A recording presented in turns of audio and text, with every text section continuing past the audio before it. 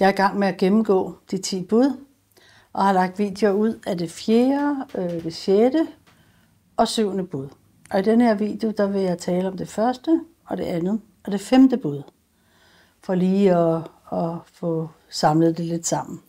Og resten har vi mere eller mindre, Lars og jeg, været inde på i vores videoer om bjergprædikenen fra Matthæus 5-7. Det første og det 2. bud i de 10 bud, det lyder sådan her. Du må ikke have andre guder end mig. Du må ikke lave dig noget gudebillede i form af noget, som helst oppe i himlen, eller nede på jorden, eller i vandet, eller under jorden. Du må ikke tilbede dem og dyrke dem, for jeg, Herren, din Gud, er en lidenskabelig Gud. Jeg straffer fædres skyld på børn, børnebørn og oldebørn af dem, der hader mig. Men dem, der elsker mig og holder mine befalinger, vil jeg vise godhed i 1000 slægtled.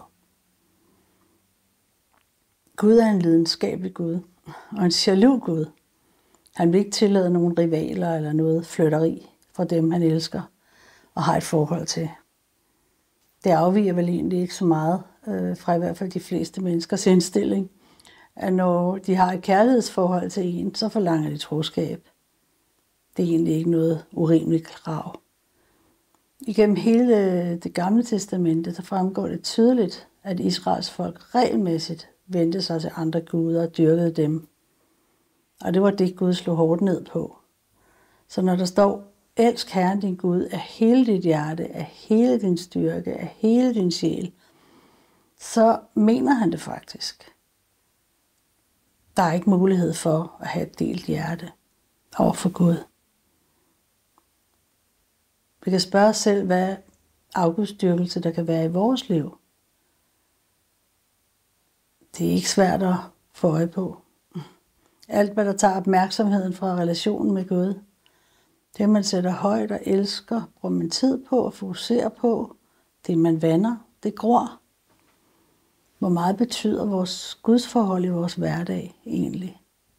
Er vi optaget af alt muligt andet end ham? Er det jordiske ting? Er det materialistiske ting? Er det at gøre vores lykke her på jorden, der fylder i os? Eller er det relationen til ham og de åndelige ting? Hvad sætter vi vores lid til?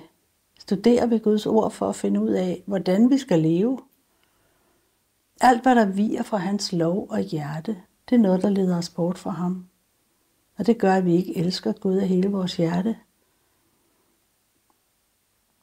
Jeg tænker på sådan noget, som er meget almindeligt i dag, som for eksempel yoga, som stort set alle mennesker regner for harmløs gymnastik.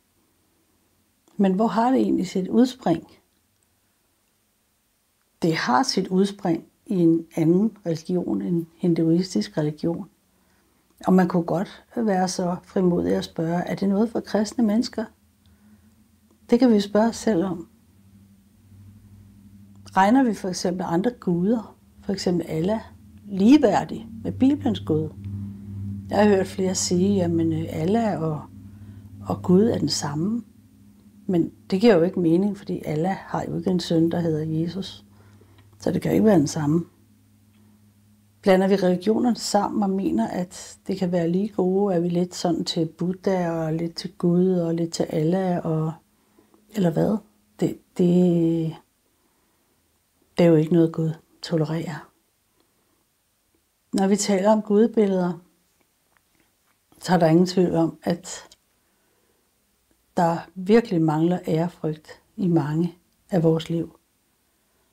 Det er meget almindeligt at støde på en Buddha-figur, eller en figur med en elefantgud, eller afrikanske masker, eller sten og krystaller, og alle mulige ting, som slet ikke har noget med kristendom at gøre, men som er hentet fra andre guder, fra andre lande. Det tror jeg, der måske er mange, der ikke tænker over, som egentlig gerne vil følge Guds bud og have noget med Gud at gøre. Men det er meget tydeligt her i det 2. bud, at det går imod Guds vilje. Så nok om de første 2 bud, der vil jeg allerede ved at være ved det 5. bud, som jeg skal tale om i dag også.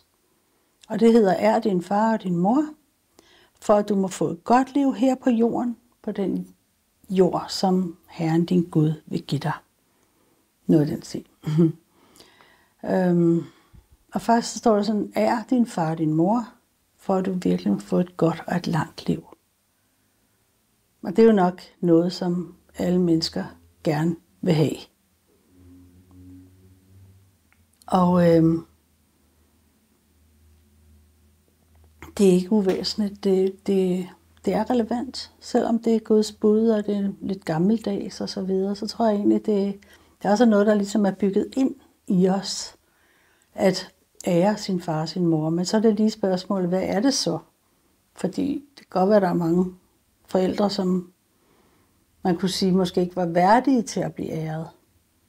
Men det ændrer jo sådan set ikke ved Guds bud. Men hvad er det så at ære? Jeg tænker, da jeg var ung, og der flyttede jeg sådan set hjemmefra ret tidligt, da jeg var 17 år. Og jeg havde gode forældre, kristne forældre, som prantede Guds lov ind i mig. Men alligevel, så kunne jeg ikke rigtig følge deres livsstil 100%. Men da jeg så lidt senere, som 19-årig, fik et personligt møde med Gud, så var det noget, der ændrede sig indenfra i mig, og jeg begyndte at følge Jesus, som han præsenterer sig i Bibelen. Jeg bad til ham, om han ville give mig den fred, og den fik jeg. Og så tænker jeg sådan, jamen altså, der var jo ting, som gjorde, at det kunne måske se ud, som om jeg ikke ærede mine forældre, fordi jeg ikke kunne følge dem i alle de ting, jeg var vokset op med. Og det var ikke så meget måske de grundlæggende overbevisninger fra kristendommen. Det brændte de godt nok ind i mig, men det var mange sådan andre ting måske.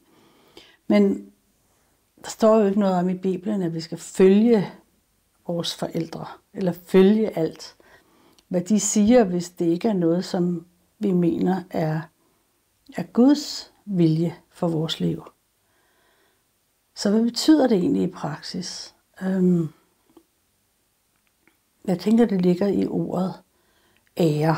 Altså, og derefter kan vi ligesom vende det om på en måde og sige, jamen, det er måske nemmere at forklare, hvis man vender det om og siger, hvad er ikke at ære?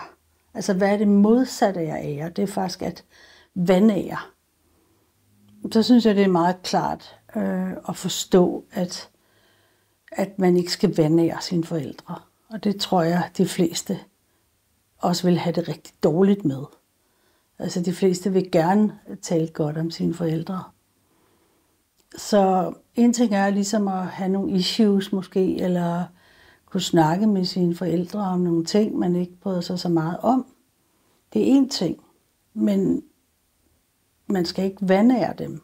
Altså faktisk på engelsk, der ligesom synes jeg, det er et rigtig godt ord, det her med disgrace. Altså man faktisk miskrediterer dem, man nedgør dem, eller altså på en måde er unådig over for dem, sætter dem i et dårligt lys, udstiller dem. Og der er forskel på at sidde og tale med sine forældre om noget. Det behøver ikke at være en vanære af dem. Man kan godt sige, der er ting, man er ked af, eller man kan også godt gøre nogle ting, som de ikke ville have gjort. Men en yderligere dimension, ud over at ligesom disgrace dem, som vi talte om før, det er det her med, ud over ligesom at tale til deres eget, altså til their face, eller måske til nogen omkring en, eller nogle familiemedlemmer, eller noget. Men den yderligere dimension, det er ligesom det med at gå ud og vanære dem offentligt. Og det er sådan set blevet lidt af en trend, tror jeg, at man skriver nogle bøger, og man fortæller sin historie, hvilket også kan være fair nok. Jeg tror bare ikke, man kommer godt afsted med at disgrace sine forældre, uanset om det er biologiske forældre, eller plejeforældre, eller adoptivforældre, eller åndelige forældre, stedfortrædende forældre. Så tror jeg, at hvis man går ud og disgracer dem offentligt, så er man gået for langt. Og det kommer man til at bøde for, og det tolererer Gud ikke. Vi havde for nylig en mand i 40'erne i rådgivning, og han havde nogle problemer, hvor han følte sig sådan krænket over nogle ting, og blev måske lidt stødt i nogle bestemte situationer, hvor han låste helt, og vi sad og snakkede med ham, og vi begyndte egentlig ret hurtigt at spørge ham til hans barndom, hvordan det havde været, om der ligesom var et eller andet, der var gået galt der. Og det viser så, at selvom han var opdraget i et såkaldt kristent hjem, så havde faren virkelig brugt vold og voldsom, uansvarlig adfærd, hvor mange gange denne her dreng tog skylden på sig, også for det, som hans søskende havde lavet. Fordi han var ligesom den, det ikke gik så hårdt ud over som de andre. Så han havde sådan på god kristen vis tænkt, at det skulle han tilgive og leve med, og han var egentlig meget god til også at ære sine forældre, og aldrig nogensinde selvfølgelig talt offentligt om dem eller noget imod dem. Men vi talte med ham om det med at placere skylden det rigtige sted. Og han fortalte siden, hvordan han på sin køretur til arbejdet, når han begyndte at tale til sin far, og ligesom hver gang han havde en eller anden følelse af den her krænkelse eller smerte på en eller anden måde, så begyndte han ligesom at bare tale til sin far der, og han lagde skylden og ansvaret over på ham. Og det var netop det, vi havde talt med ham om at gøre. Og det resulterede faktisk i, at han blev fuldstændig fri for den følelse, og kunne bare lægge det bag sig faktisk. Så det handler ikke om at skubbe tingene ind under gulvtæppet, eller ikke forholde sig til tingene, eller ikke at snakke om det. Men der er altså en grænse.